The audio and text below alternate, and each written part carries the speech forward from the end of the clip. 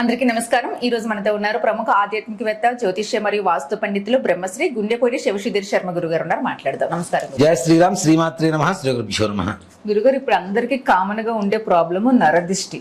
చూడలేని ధనము ఎదుగుతుంటే వారం లేక కిందకి లాగడము, రకరకాల విషయాల్లో స్ప్రెడ్ చేయడము, నెగిటివిటీ, దిష్టి పెట్టేయడము, లేదంటే ఏదైనా ప్రయోగాలు చేయించడము, బ్లాక్ మ్యాజిక్ లాంటివి, ఇంట్లో ఏదన్నా రకరకాలుగా ఉండడం, ఇవే జరుగుతున్నాయి. చాలా మందికి మనకు వచ్చే కాల్స్ కూడా, మా ఇంట్లో అది ఉందండి, మా ఇంట్లో దెయ్యాలు ఉన్నాయి, మా ఇంట్లో అది కనిపిస్తుంది, మా పిల్లలు సడన్ గా మా మాట వినట్లేదు, వేరే వాళ్ళకి లొంగిపోయారు, అసలు వినట్లేదు, సడన్ గా మా ఆయన ఇలా, ఇలాంటి సమస్యలతో ఎక్కువ బాధపడుతున్నారు గురుగారు. నిజంగా డబ్బులు ఉన్నాయా, ఆస్తులు ఉన్నాయా, ఆరోగ్యం ఉందా పక్కన పెడితే ఇవి మెయిన్ ప్రాబ్లం.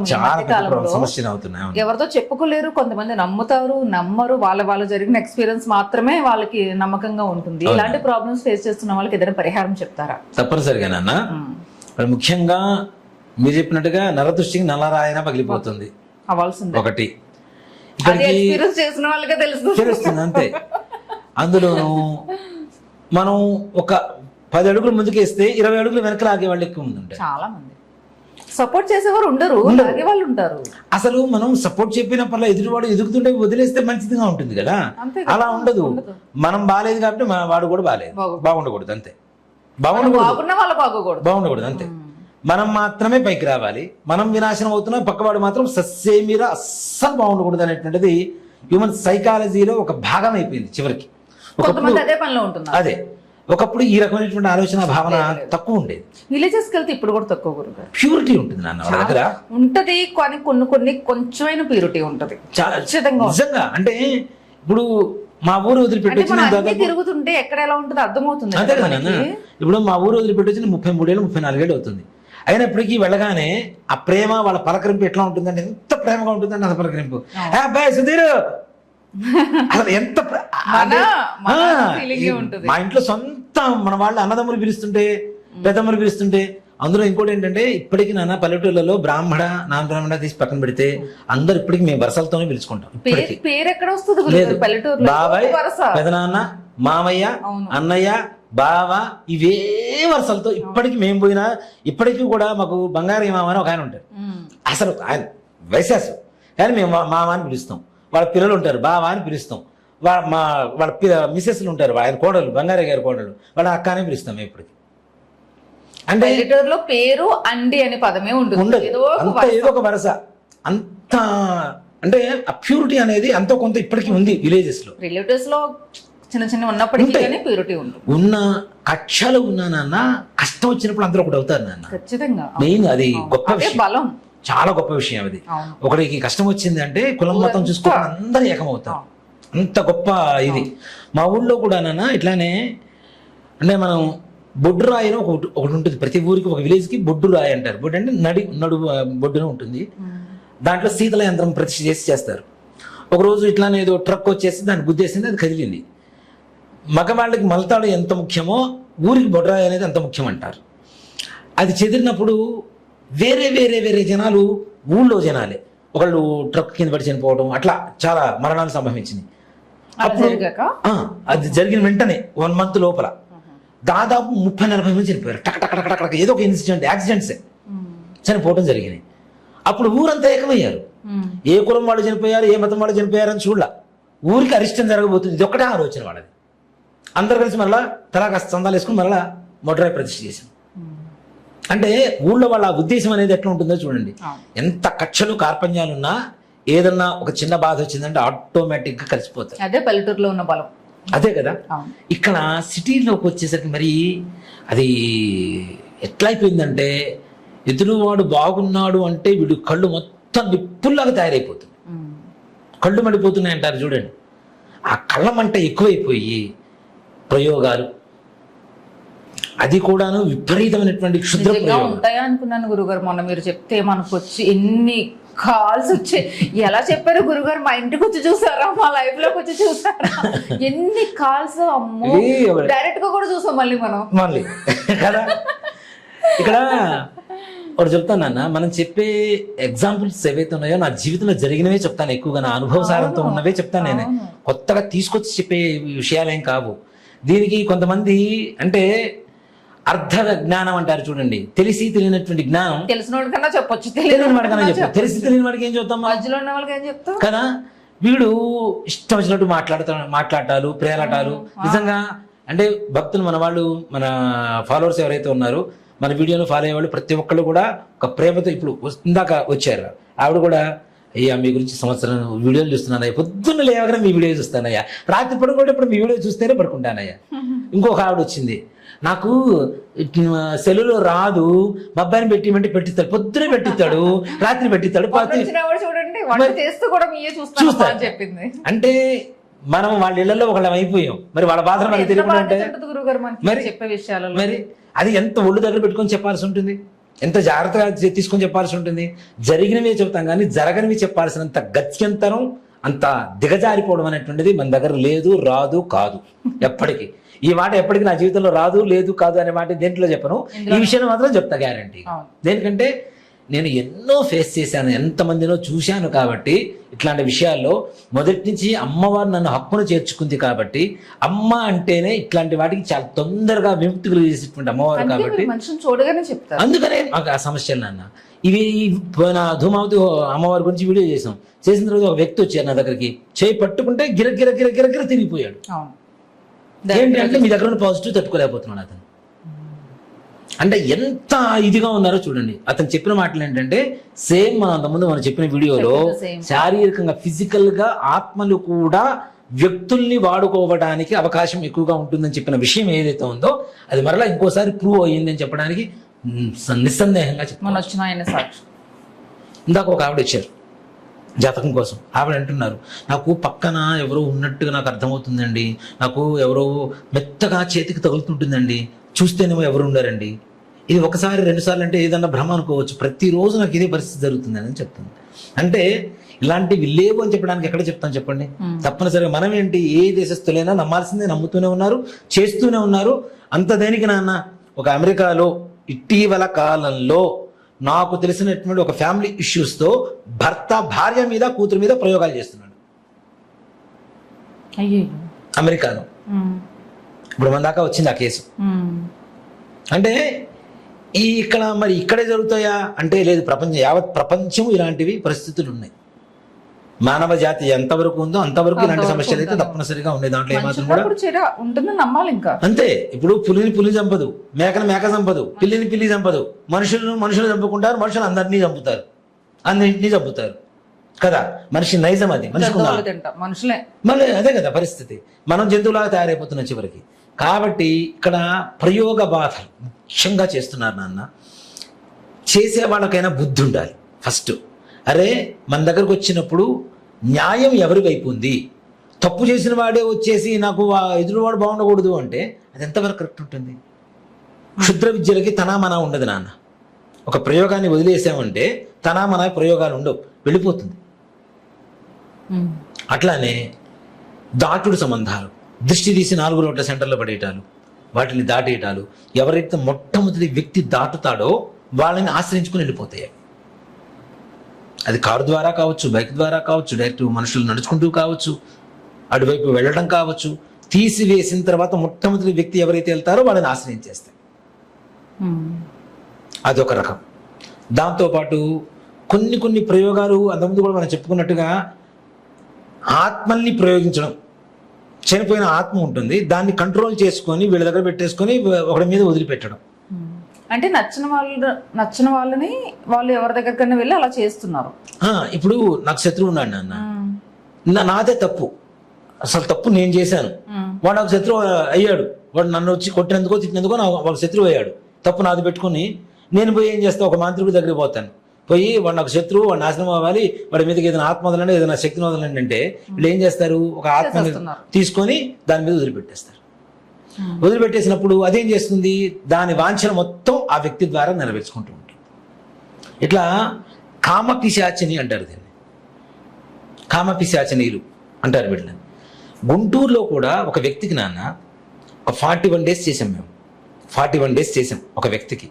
ఏంటి అంటే ఒక కొడుక్కి ఏదో వస్తుంది, తగ్గిపోతున్నాడు, మనిషి తగ్గిపోతున్నాడు, బాగా తగ్గిపోతున్నాడు. ఏమైంది అని చెప్పి చుట్టుపక్కల వాళ్ళందరూ చెప్పారట, వీడికి ఏదో బాగాలేదు, ఎవరి దగ్గర చూపించి ముందు ఫస్ట్ అంటే ఇట్లా అని వచ్చారు. వస్తే ఒక 41 రోజుల పాటు కొన్ని మంత్రాలు రోజు జపం చేసి తీర్థం ఇచ్చాం. 41 రోజు అయిపోయిన తర్వాత మేము ఏమనుకున్నామంటే ఎందుకు వెళ్ళటలేదు, ఇంకా ఎందుకు వెళ్ళటలేదు, అది ఇవి చేసినప్పుడు ఇంకా ఉగ్రాన్ని చూపిస్తాయి లెక్క ప్రకారం. అది ఉగ్రం చూపించట్లా, ఆశ్రయించట్లా, కానీ లోపల మాత్రం ఉంది. ఏమవుతుంది అని చెప్పి చివరికి 41 days కంప్లీట్ అయిన తర్వాత లాస్ట్ రోజున హోమం పెట్టాం. హోమం అంతా అయ్యేసరికి ఆవేశపూరితమైపోయాడు పిల్లవాడు. బయటకు వచ్చి కేకలు వేయలేదు, ఏమీ చేయలేదు. చెప్పిన మాట ఏంటంటే పిల్లవాడి శరీరంలో పిల్లవాడే మాట్లాడతాడు కదా. ఏం చెప్పాడు అంటే, మీరు చేసిన జపాలు తీర్థాలు ఇవన్నీ వీటి వల్ల నా శక్తి మొత్తం నశించిపోయింది, దయచేసి నన్ను వదిలిపెట్టండి, నేను వెళ్ళిపోతాను. ఇవి నేను తట్టుకోలేకపోతున్నాను, నా వల్ల కావట్లేదు, దయచేసి నన్ను వదిలిపెడితే నేను వెళ్ళిపోతాను.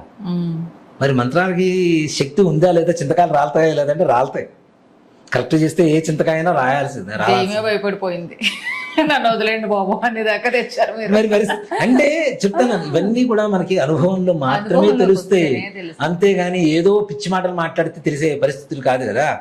ఇట్లాంటి వాటిల్లో ఎక్కువగా ఎంతమంది కాల్స్ చేశారు గురుగారు మన వీడియో పెట్టాక మనము. నిజంగా చాలా ఎంతమంది బాధితులు ఉన్నారు, ఎంతమంది ఇలాంటివి చేస్తున్నారు వాళ్ళు. మనము నవ్వుకోవాల్సిన పరిస్థితి కూడా కాదు, బాధపడాల్సిన పరిస్థితి. నిజంగా ఎంతమంది ఇలాంటి వాటిని బారిన పడి బాధపడుతున్నారు అనేటువంటిది మనం ఆలోచించాల్సిన విషయం. నిజంగా రియలైజ్ అయ్యే గురుగారు, నిజంగా ఇంత ఉంటారా అనుకున్నా. ఎక్కడో ఏ విలేజెస్ లో ఎక్కడో నూటుకు నాటుకుంటారేమో అనుకున్నా నేను. దీంట్లో మన మతం వాళ్ళు కాకుండా వేరే మతాల ద్వారా వాళ్ళ ద్వారా చేయించేటువంటి ప్రయోగాలు ఎక్కువ ఉంటాయి, అతి ఎక్కువ ఉంటాయి. దానికి ఇంకోటి కూడా చెప్తున్నా, దానికి నేను కూడా అతీతున్నైతే కాదు, నా మీద కూడా ప్రయోగాలు జరిగినాయి. నా మీద ప్రయోగాలు జరిగితే దేవుడు అనుగ్రహంతో నా కారు యాక్సిడెంట్తో పోవాల్సింది, నా కారు పోయింది, నేను బ్రతికాను. బ్రతికిన తర్వాత జపం చేసుకుంటూ అసలు ఎక్కడ జరిగింది, ఏం జరిగిందని చెప్పి ఆలోచిస్తూ కూర్చుంటే, ఎక్కడైతే అసలు ఈ కాలనీ కాదు, ఈ సెంటర్ కాదు, ఇక్కడ ఎక్కడా కాదు, తీసుకెళ్ళి ఎక్కడైతే ఎవరైతే చేశారో ఆ మనిషిని, ఆ సెంటర్ని, ఆ ప్లేస్ను చూపించింది అమ్మవారు. వెళ్ళి ఎదురుగా పోయి కూర్చుంటే ఏం మాట్లాడతాడు? ఒకటే చెప్పాను, నా ఫోటో ఇస్తే నేను తీసుకొని వెళ్తా, నా ఫోటో నీ దగ్గర ఉంది, అది ఇస్తే నేను తీసుకొని వెళ్తా అన్న. శక్తి ఉంది కాబట్టి మీరు తెలుసుకోగలిగారు. నీ ఫోటో నా దగ్గర ఎందుకు ఉంటుంది, ఎందుకు ఉంటుంది అని అన్నాడు. ఎందుకు ఉండదు నాకు తెలుసు, నువ్వే చేసావు, నేను వచ్చాను అంటేనే నీ మొహం మాడిపోయింది, నాకు తెలుసు, అది నాకు ఇచ్చేసి చేస్తాను నాన్న. ఫోటోల ద్వారా, వెంట్రుకల ద్వారా, గోళ్ల ద్వారా, మనం నడిచినటువంటి మట్టి ద్వారా, మన వస్త్రాల ద్వారా. ఇక్కడ ముఖ్యంగా చేసేది ఎవరు అంటే మన వాళ్ళే చేస్తానని చెప్తాను నేను. ముఖ్యంగా బయట వాళ్ళు తెలిసిన వాళ్ళు చెప్తానా, బయట వాళ్ళు ఈ ప్రయోగాలు చేయండి కనీసం 1,00,000-1,50,000 తీసుకుంటారు, బయట 1,00,000-1,50,000 తీసుకుంటారు. ఇంకా అది పీడిస్తూనే ఉంటుంది. ఇక్కడ ముఖ్యంగా ఏంటి, బాడీలో ఏ పార్ట్ని దెబ్బతీయాలో ఆ పార్ట్ని దెబ్బతీస్తూ ఉంటారు. దీంట్లో ఇంకొక మ్యాజిక్ కూడా ఉంటుంది, ప్రతిరోజు ఒకే పార్ట్ని మాత్రం వాడు టార్గెట్ చేయడు, డౌట్ రాకుండా చేస్తాడు. ఒకరోజు కాళ్ళు నొప్పి, ఓ రోజు తలనొప్పి, ఓ రోజు చేయి నొప్పి, ఓ రోజు వేళ్ళు లాగుతుంటాయి. దీనివల్ల మనకేదో అయిపోతుంది అనుకుంటాం, కానీ ప్రయోగాలు అని అంత ఆలోచనకు పోం కదా మనం. ఒక్కో పార్ట్ ఒక్కొక్కసారి. ఇది కూడా మొన్న మళ్ళీ ఇంప్రూవ్ అయింది మనకి. ఎల్బీ నగర్ నుంచి ఎవరు వచ్చారు, ఇద్దరు వస్తే ఆవిడతో నేను ఇదే చెప్పామ్మా, మీకు జరిగిన ప్రయోగం ఇది, మీకు ఒక్కో రోజున ఒక్కొక్క పార్ట్లో దెబ్బ కొడుతున్నారు వాళ్ళు, ఇట్లా పరిస్థితి మీకు అనారోగ్యం క్షీణిస్తుందంటే, బాగా ఎంత బాగా చెప్పావయ్యా దేవుడిలాగా అంటే అనుమానం రాకుండా చేస్తుంటారు.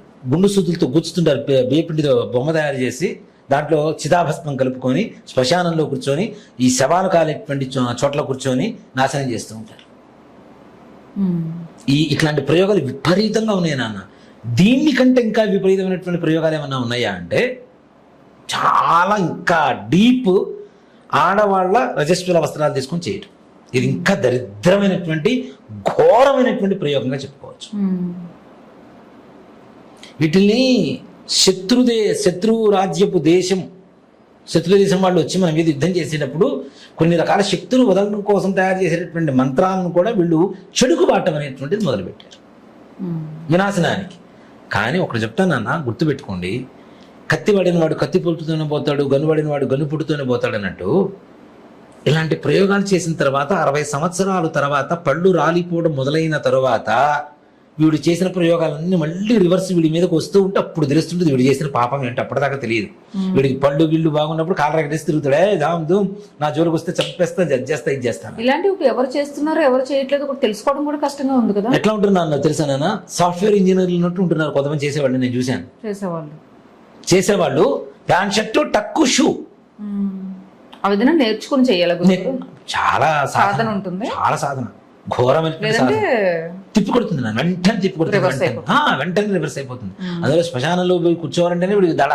అందులో అమావాస్య ఇట్లాంటి రోజులు పోయి కూర్చొని చేస్తూ ఉంటాడు, చితి తగలబడుతూ ఉంటుంది. దాని ముందు కూర్చొని ఎంత పీక్స్ లో వాడు ఉన్నాడు చూడండి. ఇలాంటివి స్త్రీ వస్త్రాలు తీసుకొని చేయటం, ఈ పంటి కింద పెట్టుకొని ఈ మంత్రాన్ని జపిస్తూ ఉంటారు నాన్న. అది ఘోరమైనటువంటి నీచమైనటువంటి ప్రయోగాలు. ఇలాంటి ప్రయోగాలకి మనం ఆంజనేయ స్వామిని, నరసింహస్వామిని, దత్తాత్రేయ స్వామిని, సుబ్రహ్మణ్యేశ్వర స్వామిని అనేక రకాలుగా అనేక దేవతా శక్తులను వాడుతూ ఉంటాం. డౌట్స్ ఏదైనా వచ్చినా ముందుగానే కొంచెం తెలుసుకోవాలి తప్పనిసరి. ఇప్పుడు మనకి తెలియకుండానే మన శరీరంలో ఉండే భాగాలని కుళ్ళబెట్టేటువంటి ప్రయోగాలు ఇవన్నీ. కుళ్ళబెడుతుంటారు లోపల లోపల లోపల లోపల లోపల జరిగిపోతుంటుంది, మనకేం తెలియదు. ఏదో పెద్ద దెబ్బ తగిలినప్పుడు హాస్పిటల్కి వెళ్తాం, హాస్పిటల్ స్కానింగ్లో కూడా తెలియదు, కనపడవు. ఎక్స్రేలు తీసినా స్కానింగ్లు తీసినా దేంట్లో తీసినా కూడా ఇవేమి కనపడవు, ఏమీ ఉండవు. ఏం లేదు బాగానే ఉన్నాడు అని టెస్టులు చేస్తారు.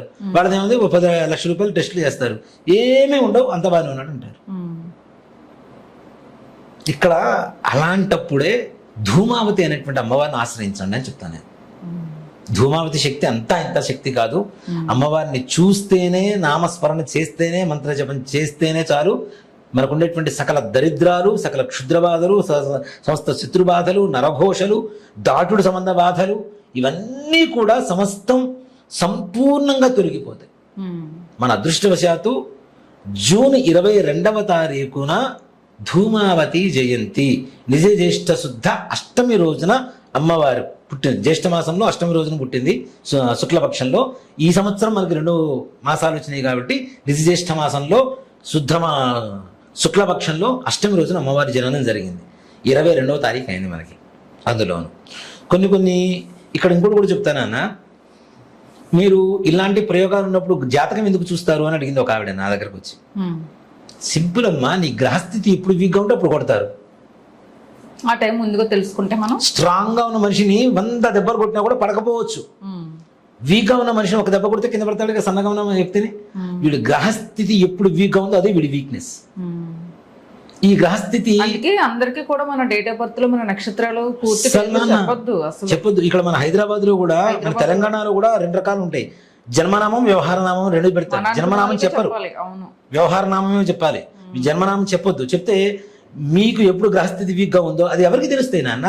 ఇప్పుడు మనం చెప్పకుండా తెలుస్తున్నాయి అంటే అది మన వాళ్ళకి మాత్రమే తెలుస్తుంది, ఇక బయట వాడికి తెలియవుగా. అంతే కదా. ముఖ్యంగా మన కుటుంబ సభ్యులు మనకు తెలుసుకుని ఎక్కడికో వెళ్ళి చూపించి, మన ఇంటికి వచ్చి ఒక బట్ట తీసుకెళ్తున్నాడు అంటే మన ఇంటికి రాగలిగినటువంటి స్వతంత్రం ఉన్నటువంటి బంధువు అయితేనేగా ఉండేది వాడికి. అంతే కదా. మనం ఎక్కడ నడుస్తామో తెలిస్తే, మన కాలి కింద మట్టి తీసుకెళ్ళాలి అంటే వాడికి తెలిస్తేనే తీసుకెళ్లేది. ఇంట్లోకి వచ్చి నీ బెడ్రూమ్ దాకా, మిర్రర్ దాకా వస్తున్నాడు, అక్కడ దొరికినటువంటి జుట్టు తీసుకెళ్తున్నాడు అంటే మనకు బాగా క్లోజ్ ఉన్నటువంటి పర్సన్ అవుతాడుగా, బయటవాడు కాడుగా. అవునా? ఫోటోలు దొరుకుతున్నాయంటే మన వాళ్ళ ఇప్పుడు ఫోటో అంటే ఓకే, సోషల్ మీడియా డెవలప్ అయింది, ఎక్కడో చోట దొరుకుతున్నాయి అనుకోవచ్చు. మిగిలినవన్నీ కూడాను ఇవన్నీ ప్రత్యేకమైనటువంటి గుర్తులు ఏవైతే ఉంటాయో ఈ గుర్తులు మొత్తం దొరకాలి. వీటిలో ఏ గుర్తు దొరకాలన్నా బాగా డెప్త్ గా, డీప్ గా అబ్జర్వ్ చేస్తున్నటువంటి పర్సన్ దగ్గర మాత్రమే దొరుకుతాయి. వాళ్ళు తీసుకెళ్ళి చేయించుకోవచ్చు. అది మహాపాపం, చేయించడం అనేది మహాపాపం. కానీ ఆ మహాపాపం వాళ్ళని ముంచేసే లోపల ఎవరి మీద అయితే చేయించారో వీళ్ళని ముంచేస్తుంది కదా, అభంశబంధులైనటువంటి వీళ్ళని ముంచేస్తుంది కదా. ఇప్పుడు కొంతమంది వస్తుంటారు, గురుగారు వాడు నాశనం అయిపోవాలి. అసలు ఆ మాటే పాపం. వాడు నాశనం కోరుకుంటే భగవంతుడు నీ నాశనం కోరుకోడా? మరి తప్పు కదా అది. ఇట్లాంటి ప్రయోగాలు గ్యారంటీ నాన్న, దాంట్లో అనుమానమే లేదు. తప్పనిసరిగా మనం కోరుకున్నా కోరుకుపోయినా భగవంతుడు గ్యారంటీ ఇస్తాడు. కర్మ ఈజ్ రివర్స్ అని చెప్తుంటారు కదా. కర్మ ఎక్కడున్నా సరే 1000 గోవులు మందలో ఉన్నా దూడలు వదిలితే తల్లి దగ్గర పోయి పాలు తాగుతుంది. అట్లానే ఎవరు చేసిన కర్మ వాళ్ళ దగ్గరికి ఆటోమేటిక్ గా వచ్చేస్తూనే, మంచైనా చెడైనా, గుడ్ ఆర్ బ్యాడ్, ఆటోమేటిక్ గా వస్తుంది. కాబట్టి దయచేసి ఇలాంటి వాటికి ధూమావతి అమ్మవారి బెస్ట్ సొల్యూషన్ నాన్న. స్త్రీలతో చేసేటువంటి ప్రయోగాలు, స్త్రీల వస్తువులతో తయారు చేసే ప్రయోగాలకి ఆంజనేయ స్వామి, దత్తాత్రేయ స్వామి వారు, నరసింహస్వామి వారు, సుబ్రహ్మణ్య స్వామి వారు వాటి జోలికి రారు. మరి స్త్రీ దేవతే కాబట్టి స్త్రీలతో చేసేటువంటి దోషాలు, స్త్రీ వస్తువులతో చేసేటువంటి దోషాలను కూడా నివారణ చేయగలిగినటువంటి ఏకైక శక్తి ఎవరన్నా ఉన్నారంటే ధూమావతి అమ్మవారు. ధూమావతి అమ్మవారి గురించి తెలియాలంటే వీడియోలు ఉన్నాయి, మన గూగుల్లో ఉన్నాయి. అమ్మవారి గురించి తెలుసుకోవాలంటే ఎలాంటి ప్రయోగ బాధలైనా సరే సంపూర్ణంగా నివారణ చేస్తుంది అమ్మవారు. అలాంటి ధూమావతి జయంతి జూన్ 22వ తారీఖున వస్తుంది. కాబట్టి ఎవరైనా ఒక 11 రోజులు అమ్మవారి హోమం, అది కూడా రాత్రిపూట చేస్తాం. మన హనుమత్ ప్రత్యంగరావారి యజ్ఞస్థలిలో స్టార్ట్ అయినాయి 22 రోజులు, 21 రోజు అని. 21 రోజు అవకాశం లేనటువంటి వాళ్ళు కనీసం 11 రోజులైనా సరే, లేదు 5 రోజులైనా సరే, వాళ్ళకు ఉండేటువంటి అవకాశాన్ని లాస్ట్ రోజైనా సరే. 22వ తారీఖు ధూమావతి జయంతి, ఆ రోజున సాయంత్రం హోమం ఉంటుంది, అన్న సందర్భం ఉంటుంది, అమ్మవారికి అంతా విశేషంగా జరుగుతుంది. కాబట్టి ఎవరైనా చేయించుకోవాలి, ఇలాంటి ప్రయోగ బాధలు ఉన్నాయి అనుకునేటువంటి వాళ్ళు కన్సల్ట్ అవ్వచ్చు.